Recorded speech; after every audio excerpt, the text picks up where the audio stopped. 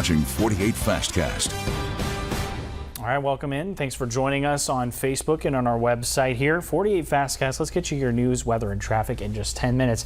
Starting off with really the story of the morning is all that rain that we're seeing that's affecting the traffic and honestly some of our news stories. What we got coming up? Yeah, we got to keep an eye on the rainfall for the morning commute. I don't think it'll be a big problem for the evening commute, but we're getting through a slough of rain. I've tried to come up with 70 different ways to say it, but it's just rain. And there's a downpour near Decatur right now that's about to move to the 565 intersection there. But this is mainly all just light rainfall across the Tennessee Valley here this morning. There were a few rumbles of thunder at first when it moved in, but this is mainly just some rain that we got to get through.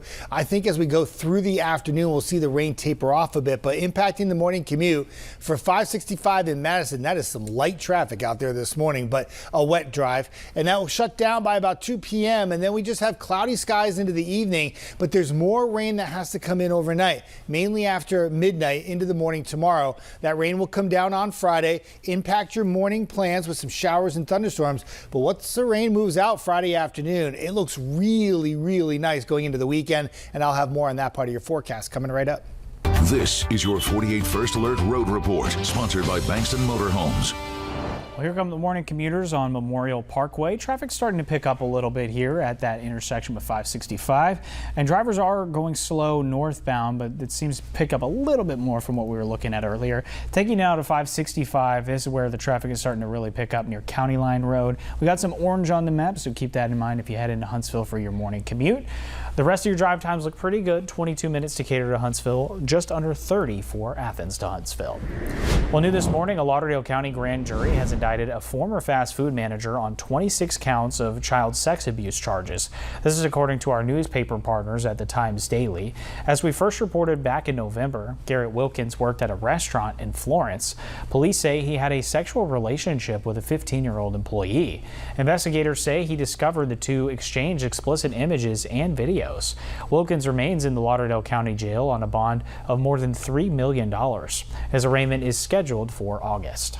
A Sheffield man is facing multiple counts of electronic solicitation of a child and transmitting obscene materials to a child. Corey Williams is accused of trying to meet a child to engage in sex acts, as well as sending nude photos to a child through Snapchat and Facebook. He's currently out on bond. Athens city leaders say a severe drainage and sewer issue will soon be fixed. We'll have details after a short break.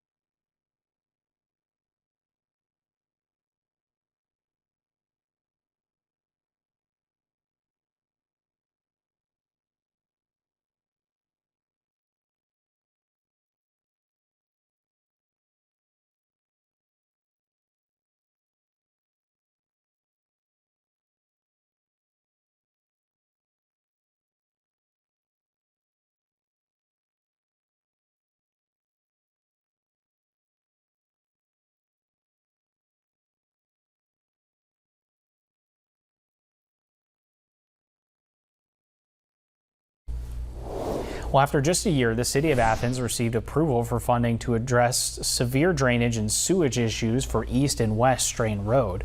The city's received $4.5 million from the Alabama Department of Environmental Management.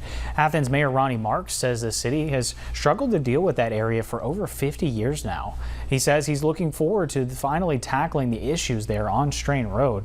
Surveyors are currently assessing the area on both sides of the road this week. That project is expected to cost about $11 million, so the city will need to fund the rest of the project. Residents say although the project is starting, it doesn't change the fact that they're still living in some unsafe conditions. We're still suffering. And even though we've heard a little news about the situation, we got still so far to go because as of this very moment, I'm not even in my own home. My home is being gutted out right now because of the mildew and the mold, and me and my wife can't live in it anymore.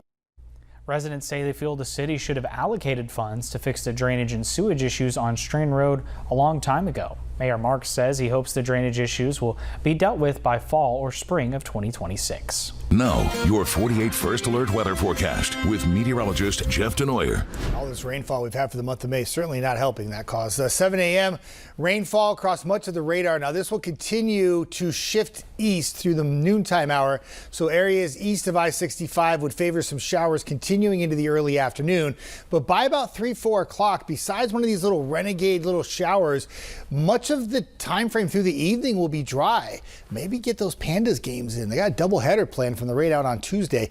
And then on Friday morning, we do it all over again. The difference is more thunder tomorrow morning, not so much severe, but loud, bright, and wet to start the day. That rain will pivot east out of Georgia by about 1 o'clock. Look what happens behind it. This is great. Sunshine, a little breezy out of the northwest, and delightful conditions for the evening.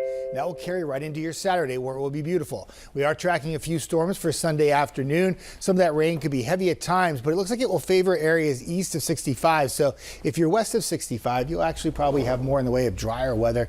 And then next week's just warm, hot, however you want to find it. Warm and hot. A real start to the actual summer here. How about that? That's right, yeah. Well, that's your 48 Fastcast. Thanks for sticking with us. Stick with us on air and online throughout the day as we continue to bring you the latest on news and weather.